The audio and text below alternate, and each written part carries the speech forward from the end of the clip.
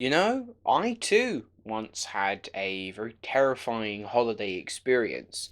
I was only little and I went to Pontins, which is basically a Poundland version of Butlins, in Bognor Regis. And I turned up and the room itself was full of ants, and the entertainment was certainly subpar. We were told we were going to get Stephen Mulhern performing. He did not show. I mean, there were no cults or ritualistic sacrifices or weird sex parties, but I do have to say that the entire experience itself was incredibly traumatic. Pontins, where great holidays happen.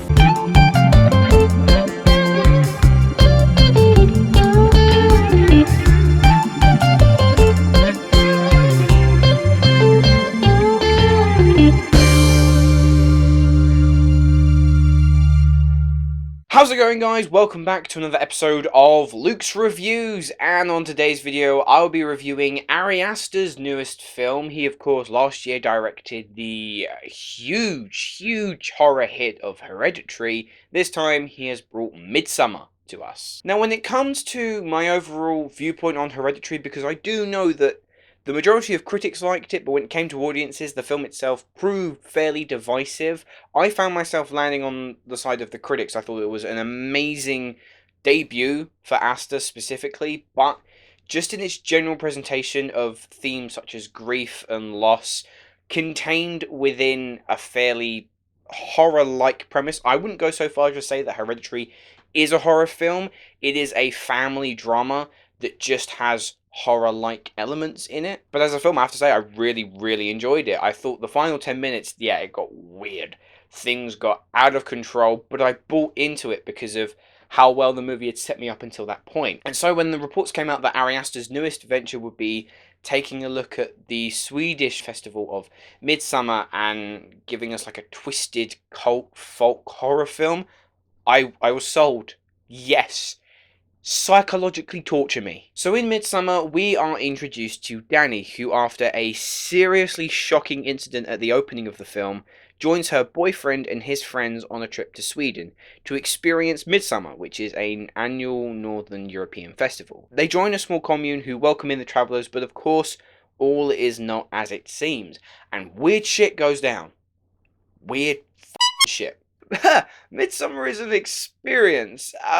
Positive or a negative one, it's difficult to say, but you cannot lie. When you walk out of Midsommar, you have experienced a lot of things. Midsommar is one of those films where you can't walk out of it just going, yeah, I really enjoyed that, I really liked that. It's not that type of movie. It's a 2 hour, 20-minute kind of arduous challenge to get through because it's not exactly fast paced. It's a monumentally slow burn, and I'm fine with slow burns, but I'm saying that some audiences, this isn't a thriller minute scare fest. It's mentally challenging and demanding, and you're gonna leave Midsommar kind of drained, both emotionally, mentally. I can't necessarily say that this is a fun watch, you're going to have so much fun watching this, because it's not. It's a draining experience. Don't get me wrong, there is a lot to admire in regards to its visual presentation, and I did find myself kind of swept up by it all, but I can't say that I left the film satisfied or even really liking the film. You appreciate what it's showing you, but it does kind of get into your core and at some points really unsettle you. I'll begin with my positives because my biggest praise that I can give this film is directed towards Ari Aster, who once again proves that he is so gifted as a director. He is, to me, one of the most fascinating eyes behind the camera that we've got currently working in film today. Every single frame is purposefully designed down to the very last detail, that nothing feels like it's wasted. Everything you see in this film is there for a purpose. It's not just coincidental. Nearly every shot in this film both is a visual delight and still drives the story forward. And like he did with Hereditary, he is fantastic at creating just an uneasy atmosphere. As an audience member, your eyes are constantly drawn into the background of this commune as you analyze some of the acts that these villagers are doing in the background, and you're wondering, Is that suspicious? Should I be concerned about that? As well as the fact that there's a significant amount of drug use in this film, and in a way, Aster kind of makes the audience, you as an audience member, as a viewer, trip along with them. There's sequences in which the hills behind us, the Swedish hills, are pulsating and fluctuating, and you kind of have to double check. It's like, is anyone else seeing this? Am I going nuts? Did someone spike my coffee? Aster opts for long, unbroken shots a lot of the time, but the action on screen is still kept feeling raw and natural. Characters wander in and out of frame, but the camera never decides to move and follow them. You can still see them maybe in like a reflection of a mirror, or you can still hear them at the corner of the screen, but the shot never decides to detract focus. It stays, and it's kind of fascinating to see how everything's going to unfold just from one single shot. Also, these shots tend to linger and stay for an uncomfortable length of time. One scene towards the opening of the film is just focusing on Danny crying in this guttural, raw, primal scream that she lets out, and it's uncomfortable. It's not your typical horror film with a demon lurking in the corner or a ghost flickering behind a dark corridor.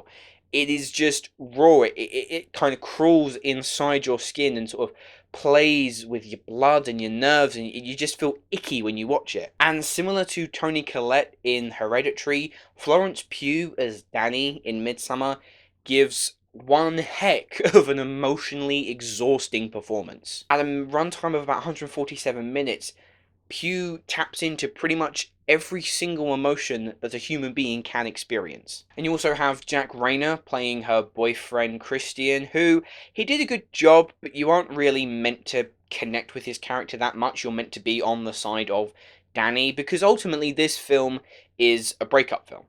It's disguised as a cult folk horror film, but at its core, similar to how Hereditary was a family drama, this is a breakup movie, just taken to the ultimate extreme. The main theme of Midsommar, in a weird roundabout way, is finding love and being loved for who you are.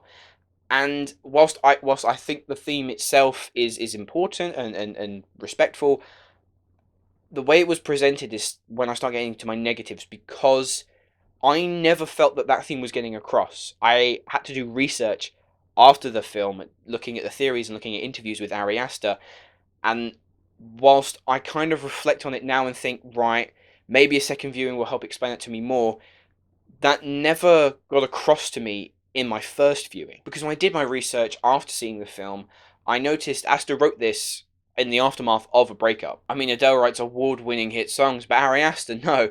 He writes psychologically sadistic, violent horror films. To each their own, I guess. And the sad part about Midsommar is that I was so invested in this story.